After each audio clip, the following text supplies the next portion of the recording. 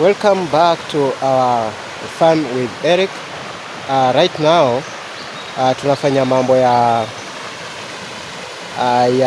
tuseme kwamba tuna cultivate, tunapalilia hapo kwa sukuma wiki, kwa sababu the one secret that I want to tell you that sukuma wiki ni kitu ambayo inaweza kulipa for a long time, kwa sababu when you look at this my sukuma wiki, it's getting old but bado tunakula ndani. Angalia uone zimezeeka, lakini bado tunapata kakitu.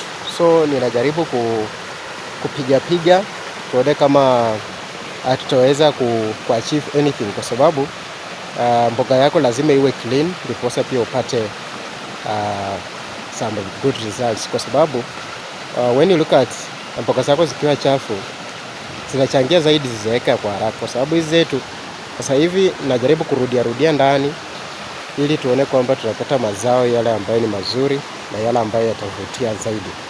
So nakuhimiza kwamba endelea ku make your kales to be clean.